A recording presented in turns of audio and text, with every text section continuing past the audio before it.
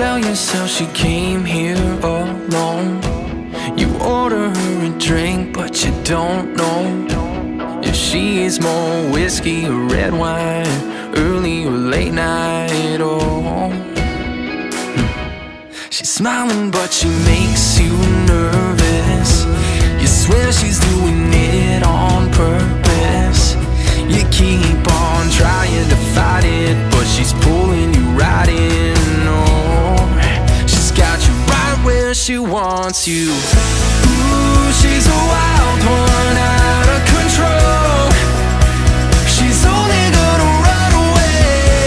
Ooh, she's a wild one, look at her go.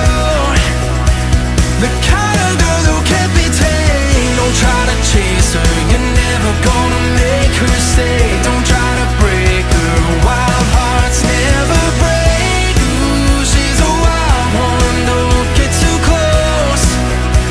She's only gonna run away.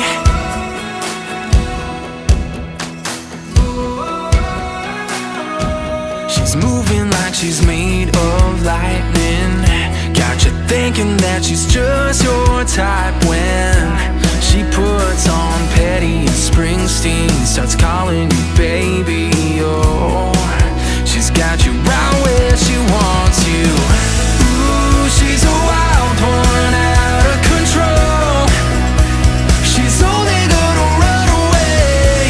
Ooh, she's a wild one, look at her go. The kind of girl who can't be tamed. Don't try to chase her, you're never gonna make her stay. Don't try to break her, wild hearts never break. Ooh, she's a wild one, don't get too close. She's only gonna run away.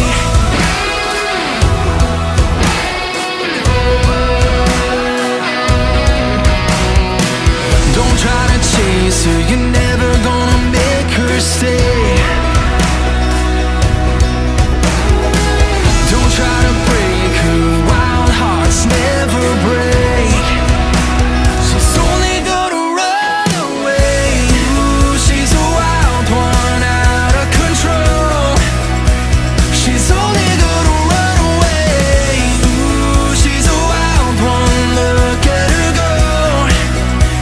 The kind of girl who can't be tamed. Don't try to chase her, you're never gonna make her stay. Don't try to break her, wild hearts never break. Ooh, she's a wild one, don't get too close. She's only gonna run away.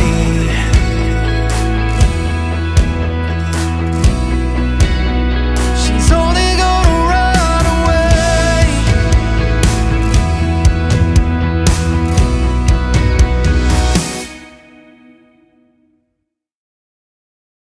Well, ladies and gentlemen, we've got guests all the way from Alberta in Canada, and it's Brad and Ryan, and they are Flaysher, and they've got a brand new single called Wild One, and what a great single that is as well. How's it going, guys? Amazing. Doing great. Yeah, amazing. How are you? Yeah, great. We're in the middle of well, we call it a storm. You probably just say it's a breeze over there because you've had some storms recently over in America, haven't you, with snow and everything? Yeah, it's actually, there's a lot of snow on the ground right now, but I was talking to an old mate of mine who lives in where's he live? It's just gone out my head. In Winnipeg, something like that. And and he showed his camera out and he went, I went, whoa. I said, no, I don't want to be there. You know, although I do love snow. But yeah, I mean the great single. I mean, how did that come about? What was the idea for all that? So yeah, this is like Ryan and I, we write a lot of music, but this song in particular is the first one that we decided to cut that we didn't actually write. We heard the song in a list of pitched songs to us, and we just loved it. We felt connected to it right away, and so yeah, we hit the studio with Dan Swinimer in BC, an amazing producer and a phenomenal dude, and yeah, had a good time recording it with him. Yeah, and the writers on this tune were actually, there's like some Nashville heavy hitters, which is pretty cool. So Tebe, I don't know if you guys are familiar with him over there. Yeah, interviewed him, met him. He's played over here. He's actually due to play at the Country to Country Festival in a few weeks in London. But the storms have just hit London and they've took half the roof off of the O2 Arena. So we don't know now. Yeah, that could interfere.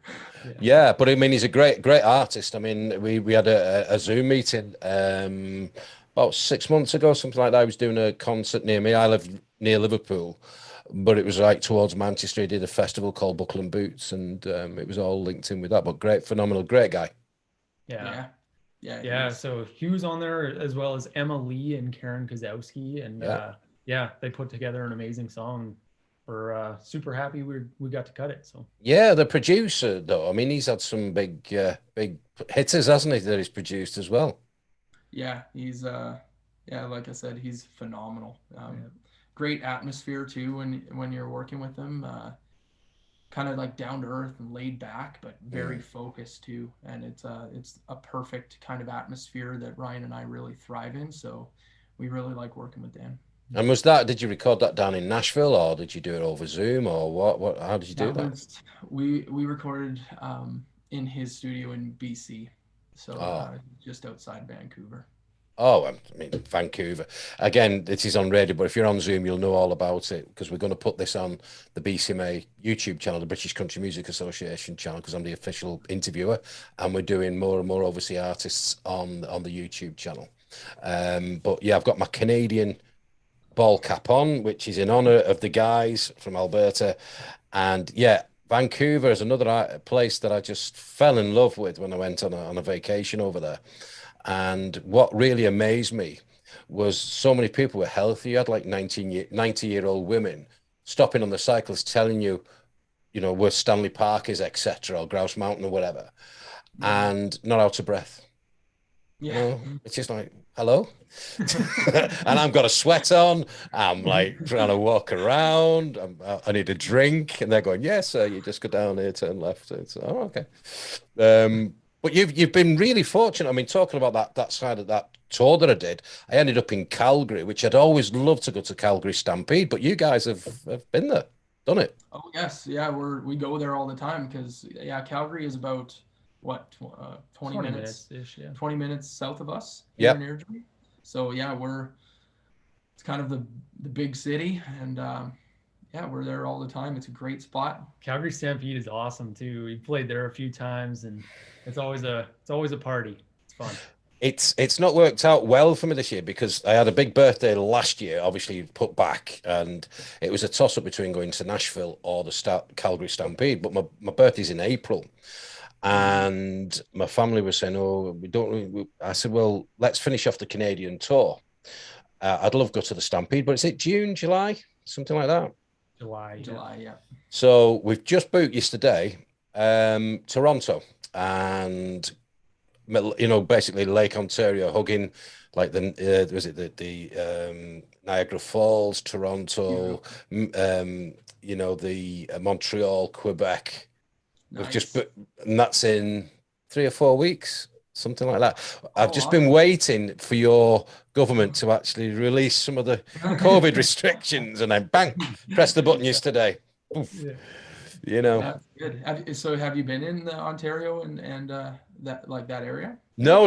But it's basically finishing off the tour that we started that we didn't complete. I know there's a massive middle bit, but no, that was the thing. But I wanted to actually include the Stampede, but that'll be for another day, I think.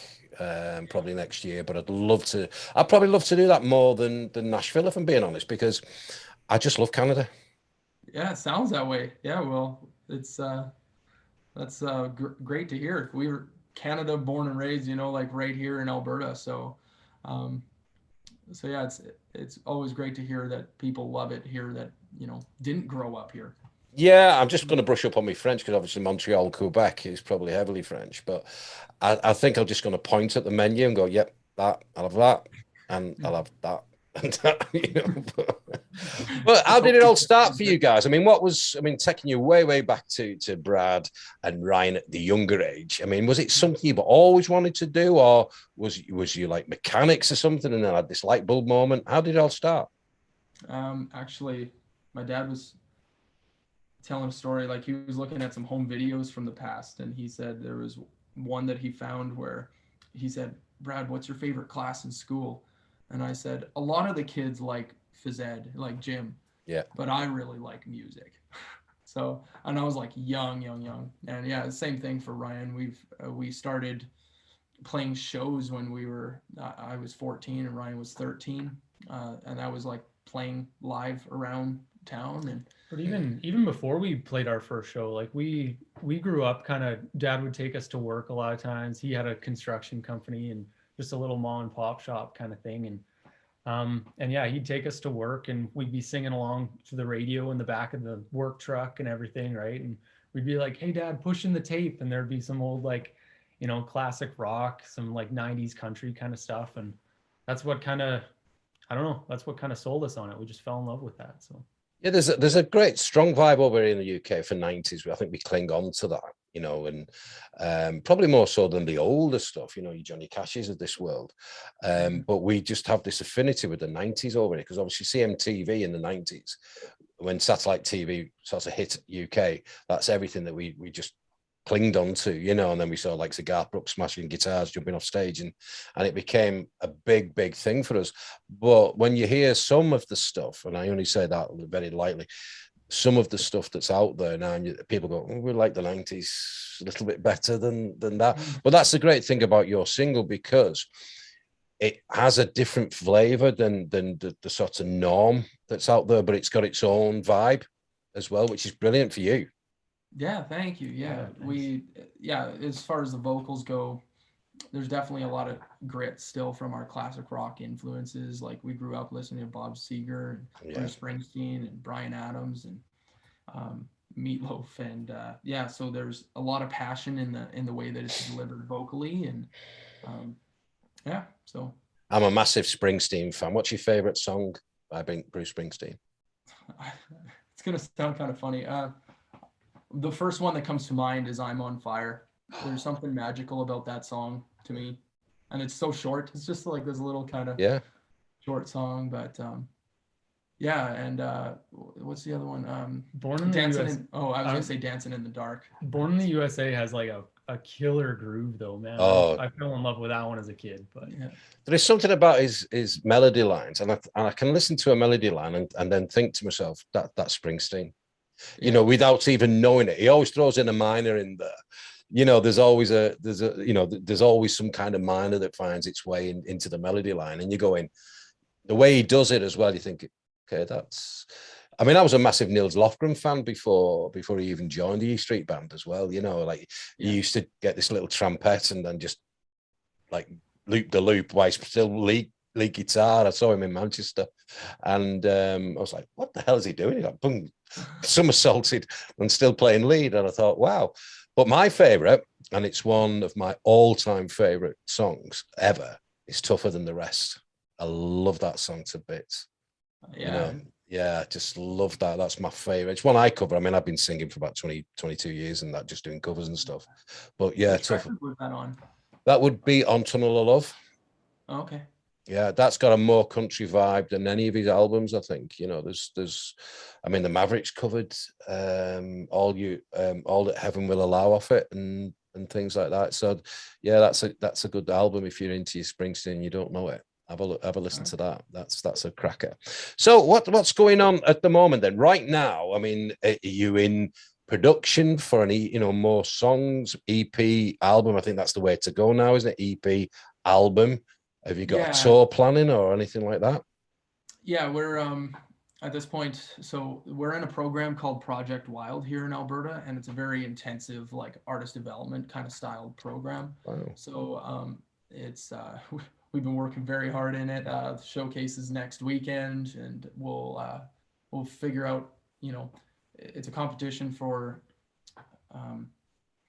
$100,000 worth of funding is first place. Second place is $75,000, and third place is $50,000. And since we're in the top 12, we're feeling pretty good. So yeah, we got our sights set on just finishing that off, doing the best we can in that program, and then after that, we'll be hitting songwriting very hard again, and then studio probably in May, and recording we got our sights set on an EP. So, I think that's the way everybody's going, really, because you don't want to throw everything at you, because obviously COVID and things like that, throw everything at an album. Everybody seems to be a suck it and see kind of process, isn't it? Where a couple of singles, EP, album, and I think that's a wise decision, really. Yeah, like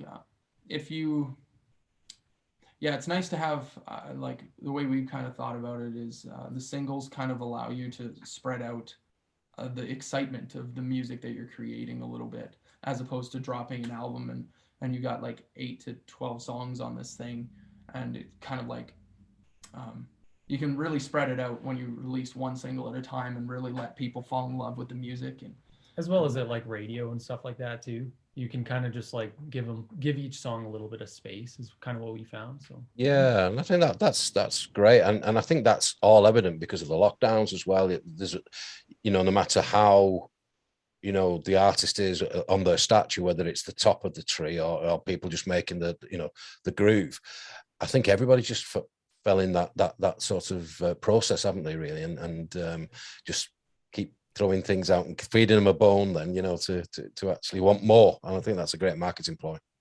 Yeah, absolutely. And what about live shows then? Obviously this process that you're in now, and hopefully you win, fingers crossed, and your guys will have to send me a line to say, like, how you did, but if on the back of that, have you got things just to go on the tails of that? Have you got nights lined up around where you live or further afield?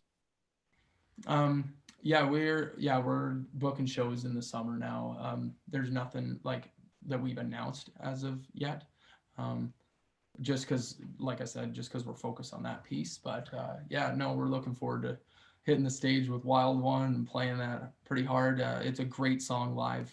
We've really been enjoying sharing that with people. So. Oh, brilliant. So my last question to you, and it's one that I'm asking everybody now, is you have a party being to organise, and it's a fire pit party. And you can invite 5 people to this fire pit party, right? And it could be anybody. It could be family, friends, past and present. It could be school teachers. It could be artists that's inspired you, producers, songwriters, etc. But because there's 2 of you, you're allowed 5 each. 5 each. Who would those people be? For me, I would have to go with like a really musical list. Just because I have family fires all the time, so so in this case, if I could choose anybody, I think I'd bring I'd get John Bon Jovi out, and I would get Bob Seger out for sure, and Dierks Bentley. Oh yeah, Dierks. And met Dierks. Yeah, good guy. Yeah, he is a good dude. Yeah, I actually got to meet him too. So he seems really, really chill. Really Dallas Smith too. I haven't met him yet. But do you guys know Dallas Smith over in No. Is he a Canadian? Yeah, Canadian country. I'll check him out. Yeah. Oh, yeah, great. I don't know if that's 5. I think that's 5. Yeah. It's a good choice. Yeah. Thanks. See, we're brothers, right? So we grew up with a lot of the same influence. So half of mine. One person I think would keep things really entertaining is I don't know if you know Yellow Wolf. No, that's a good name. He's kind of like a hip hop, but he blends it kind of with country. He's from Alabama.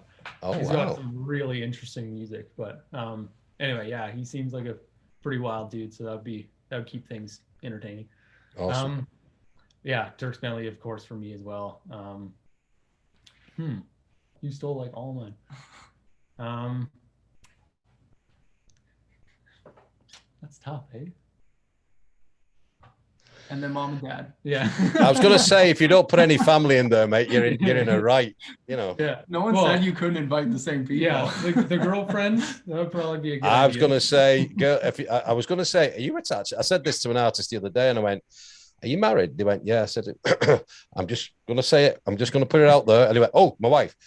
You know? Yeah, everyone starts thinking music, and you know. Yeah, that's what I said. I mean, we have quite a lot of the same, but this is great because I don't think any of your artists or people that you've asked around the fire have been duplicated, which is brilliant. Yeah. You know, I used to call it the monument question, which was the Mount Rushmore. You know, you can just chisel out, you know. But then I wrote a song a few months ago called Fire Pit Friends, and it's all about guys getting together when lockdown eased and helping each other and leaning on each other when we needed it. And not just my friends, but everybody. And I was talking to somebody, and to be honest, she said to me, why don't you use that for your question? I said, I'll pinch that. Thank you very much. So plagiarism, yeah, no problem. So I use that now as a sort of finding out a little bit more about guys and girls, you know, artists and that, you know, which is great. So it'd be a hell of a part of that. I'm going to check out Yellow Wolf. That sounds like.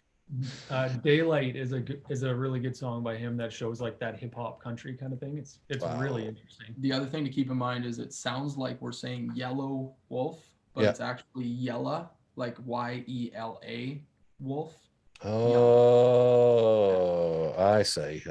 Very, very hip hop. Yeah. I'll have to wear my hat like that. No, but There you go. but no, listen, guys. I wish you all the very best with the single, and obviously with the competition coming up as well. And yeah, I wish you good fortune, mate, and rip it up. Yeah, you bet. Awesome. Thank you so much for having us. Really appreciate it. Yeah. You're welcome. You take care, and hopefully see you live one of these days.